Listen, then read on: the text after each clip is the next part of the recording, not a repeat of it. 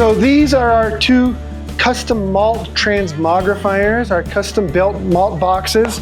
They're 5-ton malt boxes. They're all in one. So the malting process is steeping, germination, and kilning.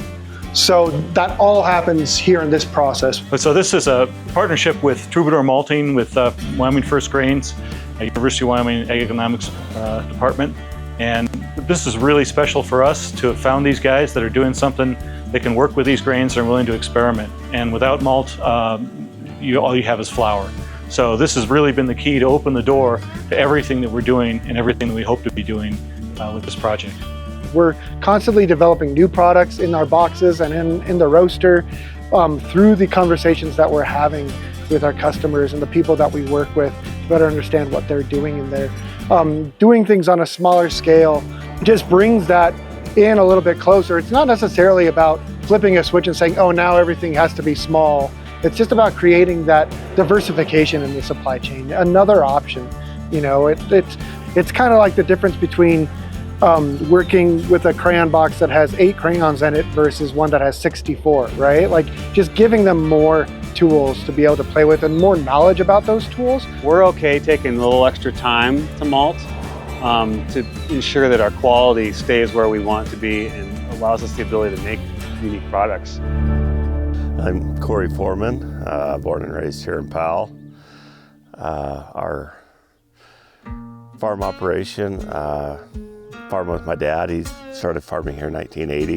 We've got a pretty dry climate here, so we don't have to deal with a lot of disease issues and bug problems, stuff like that. And being able to get it harvested without any color damage, stuff that comes along with moisture, and also with a good supply of snowpack and irrigation water that we can flood irrigate it.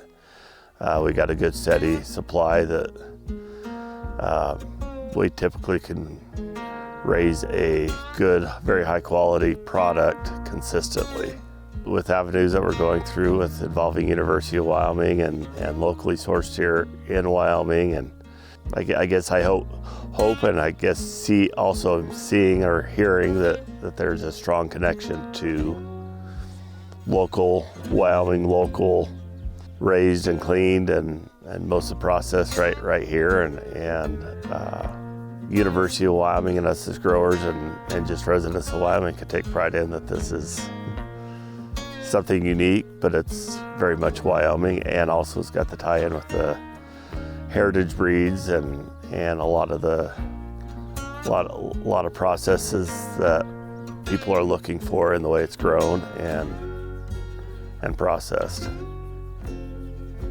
Well, welcome to Dryland Distillers. We're right downtown Longmont, Colorado. We're a specialty craft distiller. We focus on single grain, very rare and heirloom grains to produce into distilled spirits, whether they're whiskeys. We even have a spirit that we make out of native prickly pear cactus. We're here today because we're honored to be joined by the University of Wyoming and partner with the university to create a true original, the only known single grain emmer wheat whiskey in the world today. UW is my home. I grew up in Jackson Hole, went to high school in Douglas, Wyoming, and graduated from the University of Wyoming. My wife graduated from the University of Wyoming, so we're deeply connected to Wyoming, and it's a place that I do call home. And when we have the opportunity to work with specialty grains that are being grown in the Bighorn Basin, where my family currently lives in Sheridan, it was a dream come true. We are not in Wyoming right now. It's a place we'd love to get back to, and so this is a way that we feel we can build these connections and bring a lot of Wyoming into the rest of the world through products that are absolutely delicious and celebrate the best that Wyoming can be. Something that's unique about this is it's just so grain forward. It has a lot of that robust nuttiness that is present in a pure 100% wheat whiskey. You can get a lot of the malt and the grain forward texture, the fruitiness of the grain comes through beautifully. So you don't need to do a lot whenever you're making a cocktail with it. We're just going to do a simple old fashioned with it. we always embrace the opportunity to work with colleges and universities, not only academically and from the theoretical side, but because universities, I believe, are so important in getting something from the ground level and then finding a partner like us that can take it to the distance, right? We can't start where the University of Wyoming started, but the partnership or that collaborative nature is so huge for us. And then finding a product that, again, experimentation-wise, Emmer shows a ton of promise. And we now have malted it, we've tasted the malt, we think that there's a unique flavor profile that is going to be great. Now it's been made into a spirit that I'm sure you tasted a little bit of it, but now it's going to age and all that characteristic is going to blossom even more. Most people don't know what spelt is, and so I had to research and figure out what spelt was and find out if it might potentially grow in Wyoming. And then we started a research project looking at that. And once we figured out it would grow, it's like, well, where does it grow best?